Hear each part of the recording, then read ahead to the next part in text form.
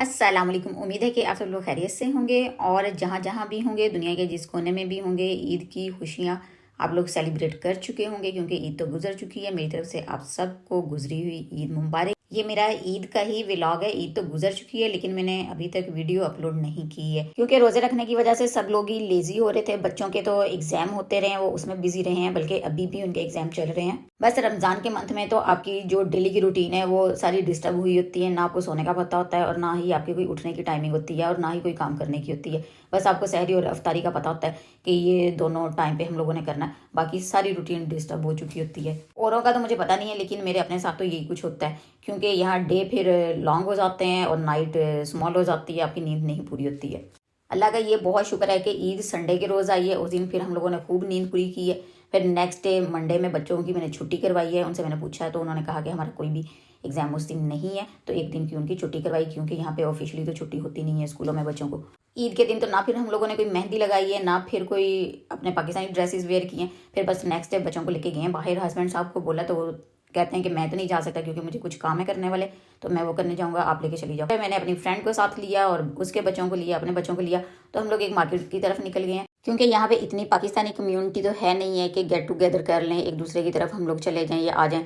अगर एक दो फैमिलीज हैं भी हैं तो हाउस इतने बड़े नहीं है कि एडजस्ट कर सकें। इसलिए फिर हम लोगों को या तो शॉपिंग मॉल्स का रुख करना पड़ता है या फिर पार्क का करना पड़ता है। फिर जैसे ही हम लोग शॉपिंग मॉल में पहुंचे हैं तो बच्चों को तो पहले ही भूख लगना शुरू हो जाती है, चाहे वो घर से खा के भी निकले हो। हम लोगों ने उन्हें सबसे पहले आइसक्रीम लेके दे दी है कि चलो इन्हें थोड़ा सा हौसला हो जाए कि अब कुछ और भी खाने को मिलेगा। और फिर उन्हें थोड़ी सी गेमिंग करवाई है। बॉयज़ तो गेम्स प्ले करके ही हैप्पी होते हैं, छोटे बच्चे राइड्स लेके हैप्पी होते हैं, और जो हम फीमेल्स हैं वो विंडो शॉपिंग या शॉपिंग करके खुश होती हैं।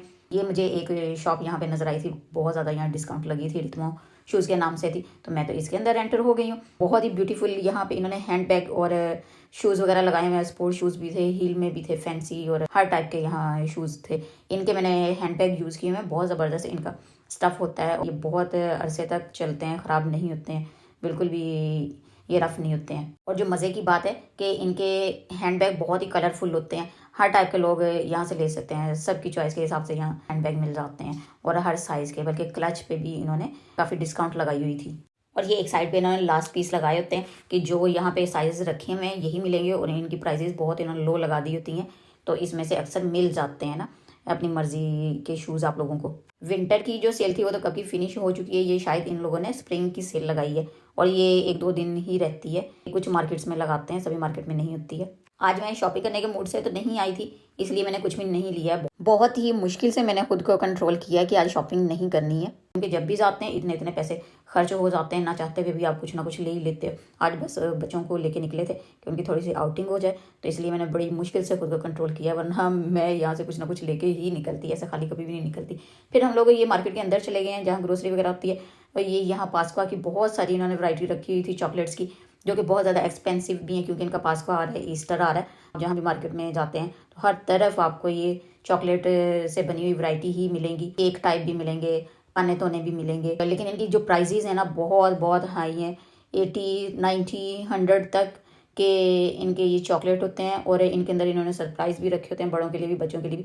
लेकिन अंदर से निकलता क्या है, नथिंग, ओनली जो चॉकलेट की लेयर होती है उसके ही आपको पैसे पे करने पड़ते हैं, या जो ऊपर ये करेक्टर बने होते हैं इस पेपर के ऊपर जो आपको शो हो रहे होते हैं, जिसकी वजह से बच्चे परचेज करते हैं इतने इतने महंगे, वो पिक्चर्स ही होती हैं, अंदर इसके कुछ भी नहीं होता है। इसकी वजह से मार्केट भी ब्यूटीफुल नज़र आ रही होती है। मुझे तो इनकी ये समझ नहीं आती है कि ये इतना इतना चॉकलेट खा कैसे लेते हैं। इतने बड़े बड़े इन्होंने चॉकलेट एग बना के यहाँ डिस्प्ले किए हुए हैं। मार्केट के अंदर हम लोगों ने थोड़ा सा जीरो किया है, एक दो चीज़ लेने वाली थी वो ली है।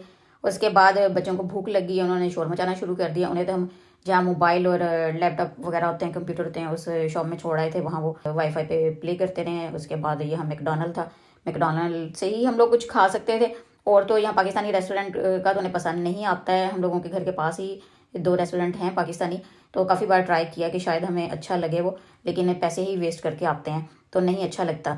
खाना इतना अच्छा नहीं होता है उनका। बस ये है कि गेट टुगेदर हो जाता है, बच्चे थोड़े हैप्पी हो जाते हैं, एक दूसरे के साथ प्ले कर लेते हैं, आउटिंग हो जाती है उनकी, तो इस वजह से वहाँ नहीं गए हैं। यहाँ बच्चे मैकडोनल्ड में खुश होकर खा लेते हैं। यहाँ भी हलाल नहीं मिलता है, बस ये है कि फ़िश बर्गर आपको मिल जाता है, फिलेते फ़िश बर्गर ले लेते हैं, साथ में फ्राइज़ मिल जाती हैं, कोक मिल जाती है, या कपूचो वगैरह हम लोग पी लेते हैं। बस इस तरह से करके हम लोग गुजारा कर लेते हैं, लेकिन जो मेन चीज़ है वो तो घर में ही बनानी पड़ती है, आपको घर में ही कुकिंग करनी पड़ती है। बल्कि अब तो घर जाके मुझे कुछ भी नहीं बनाना था। ईद वाले दिन मैंने थोड़ा बहुत बना लिया था जो भी बनाना था शाम के टाइम। अब तो घर जाके कुछ भी नहीं होना था मेरे से। इतनी ज़्यादा आउटिंग करने के बाद बहुत ज़्यादा टायर्ड हो जाती हूँ मैं, जैसे घर का काम करना बहुत टफ हो जाता है। बच्चे तो बस गेम्स प्ले कर करके इतने लेजी हो चुके हैं कि थोड़ा सा भी उन्हें फिरना पड़ता है तो साथ ही वो थक जाते हैं कि खाने को दे दो या बैठने के लिए कुछ दे दो। बस यहाँ से खाने के बाद हम लोग फ्री हुए हैं तो घर की तैयारी हो रही थी जाने की। ये बिल्कुल आप लोगों को सामने वीडियो में नज़र आ रही होगी, मुंदादोरी के नाम से एक बुक्स की शॉप है। मेरी बेटी को बुक रीड करना बहुत अच्छा लगता है, तो वो तो पैसे वेस्ट किए बगैर नहीं रहती है। उसने यहाँ से एक बुक परचेज कर ली है। मूड तो नहीं होता है कुछ भी लेने का, लेकिन वो ले ही लेती है, कोई ना कोई बुक उसे चाहिए होती है, ज़बरदस्ती वो शॉप के अंदर चली जाती है। ये था आज का व्लॉग। आई होप कि हर बार की तरह आपको आज का मेरा व्लॉग भी पसंद आया होगा। कमेंट बॉक्स में ज़रूर मेंशन कीजिएगा।